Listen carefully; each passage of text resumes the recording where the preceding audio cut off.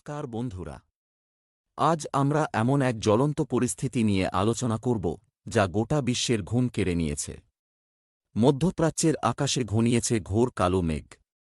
প্রতিটি দেশ থেকে তাদের নাগরিকদের দ্রুত ইরান ত্যাগের নির্দেশ আসছে। কাতার থেকে মার্কিন সেনাদের অবস্থান পরিবর্তন হচ্ছে। ব্ল্যাকআউটে ডুবে আছে ইরান। কিন্তু কেন? বিশ্বজুড়ে কেন এত আতঙ্ক? তবে কি এবার ইরান আমেরিকার যুদ্ধ আসন্ন? আর কেনই বা প্রতিটি দেশ থেকে তাদের নাগরিকদের তড়িঘড়ি ইরান থেকে সরিয়ে নেওয়া হচ্ছে? চলুন উন্মোচন করি এই ভয়াবহ রহস্যের পথ। হঠাৎ কেন এত সতর্কতা? নীরব এক ইরান, গণবিক্ষোভে অস্থির। গত কয়েকদিন ধরে ইরান যেন এক রহস্যময় অন্ধকারে ডুবে আছে। টানা ইন্টারনেট ও টেলিকম ব্ল্যাকআউট। বিশ্বের সাথে দেশটির যোগাযোগ প্রায় বিচ্ছিন্ন। ৮ই জানুয়ারি থেকে শুরু হওয়া এই ডিজিটাল অন্ধকার শুধু তথ্য প্রবাহকেই রুদ্ধ করেনি, বরং দেশটির অভ্যন্তরে কী ঘটছে তা নিয়ে জন্ম দিয়েছে অজস্র জল্পনা। কিন্তু কেন এই ব্ল্যাকআউট? কারণটা পরিষ্কার, ইরান এক মারাত্মক অর্থনৈতিক সংকটের মুখে।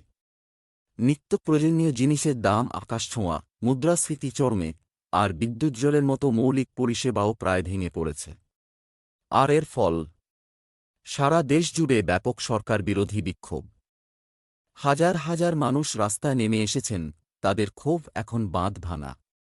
কিন্তু এই বিক্ষোভ দমনের জন্য সরকার যেভাবে ডিজিটাল ব্ল্যাকআউটের আশ্রয় নিয়েছে তা রীতিমতো ভয়ঙ্কর। মার্কিন ভিত্তিক মানবাধিকার সংস্থা হয়না এবং সূত্র মতে নিহতের সংখ্যা ৩,০০০ ছাড়িয়ে গেছে। ইরানের সরকারি কর্মকর্তাদের বরাতে নিহতের সংখ্যা প্রায় ২,০০০ হওয়ার কথা উল্লেখ করা হয়েছে। কিছু রিপোর্টে তো ১২,০০০ হতাহতের আশঙ্কাও করা হচ্ছে। জাতিসংঘের মানবাধিকার বিষয়ক হাই কমিশনার ইরানে এই ভয়াবহ সহিংসতা বন্ধের আহ্বান জানিয়েছেন। আন্তর্জাতিক সম্প্রদায় থেকে আসা সতর্কতা। ভারত, চীন এবং ইউরোপীয় ইউনিয়নের মতো দেশগুলো তাদের নাগরিকদের দ্রুত ইরান ছাড়ার কড়া নির্দেশ জারি করেছে।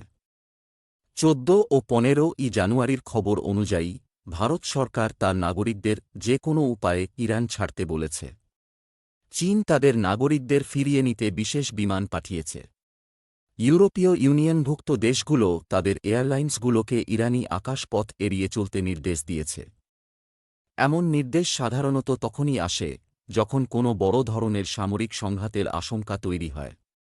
দেশগুলো তাদের নাগরিকদের জীবন বাঁচাতে কোনো ঝুঁকি নিতে চায় না। এর অর্থ কি এটাই যে পর্দার আড়ালে বড় কোনো সামরিক অভিযানের প্রস্তুতি চলছে? আন্তর্জাতিক মহল কি এমন কিছুর গন্ধ পাচ্ছে যা আমাদের কাছে এখনও পরিষ্কার নয়? কাতার থেকে সেনা প্রত্যাহার। মধ্যপ্রাচ্যে আমেরিকার বৃহত্তম সামরিক ঘাঁটি কাতারের আলুদিদ এয়ার বেস, সেখান থেকেও কিছু মার্কিন সেনাকে সরিয়ে নেওয়া বা উচ্চ সতর্ক অবস্থানে থাকার নির্দেশ দেওয়া হয়েছে। মনে রাখবেন, ইরান বারবার হুমকি দিয়েছে যে যদি আমেরিকা আক্রমণ করে তবে তারা পার্শ্ববর্তী দেশগুলোতে থাকা মার্কিন ঘাঁটিগুলোতে পাল্টা আঘাত করবে। এই পদক্ষেপকে অনেকেই একটি কৌশলগত পুনর্বিন্যাস হিসেবে দেখছেন। অর্থাৎ হয় মার্কিন সেনারা আক্রমণের পূর্বে নিজেদের নিরাপদ স্থানে সরিয়ে নিচ্ছে, নয়তো এটি একটি বড় ধরনের সামরিক আক্রমণের প্রস্তুতি। ইরান ও আমেরিকার মধ্যে যে চরম উত্তেজনা চলছে তা এখন স্নায়ুযুদ্ধের পর্যায় অতিক্রম করে সরাসরি সংঘাতের দোরগোড়ায় এসে দাঁড়িয়েছে। বিশ্বজুড়ে কেন এই আতঙ্ক? প্রভাব পড়বে আপনার জীবনেও। এই পরিস্থিতি কেন শুধু ইরানের সমস্যা নয়, কেন এটি গোটা বিশ্বকে কাঁপিয়ে তুলছে? জ্বালানি সংকট। ইরান বিশ্বের অন্যতম প্রধান তেল উৎপাদনকারী দেশ এবং হরমুজ প্রণালীর নিয়ন্ত্রক। যুদ্ধ শুরু হলে তেলের দাম আকাশচুম্বী হবে, যা আপনার গাড়ির ট্যাঙ্ক থেকে শুরু করে বিদ্যুতের বিল পর্যন্ত সবকিছুকে প্রভাবিত করবে।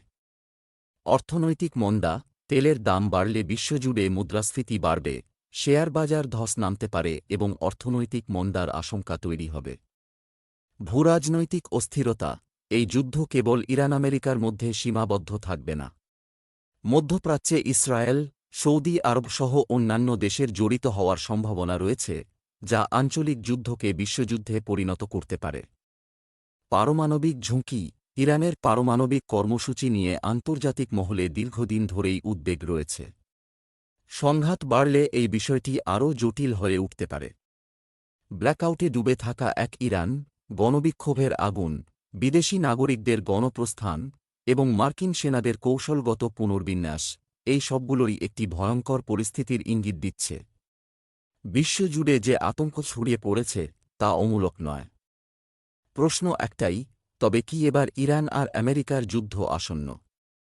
আর যদি হয়, তবে তার পরিণতি কি হবে? এই প্রশ্নের উত্তর আমাদের সবার জীবনকে প্রভাবিত করবে। এই বিষয়ে আপনার কি মনে হয়? নিচে কমেন্ট করে আপনার মতামত জানান। ভিডিওটি ভালো লাগলে লাইক করুন, বন্ধুদের সাথে শেয়ার করুন এবং এমন আরও গুরুত্বপূর্ণ বিশ্লেষণ পেতে আমাদের চ্যানেলটি সাবস্ক্রাইব করতে ভুলবেন না। ধন্যবাদ।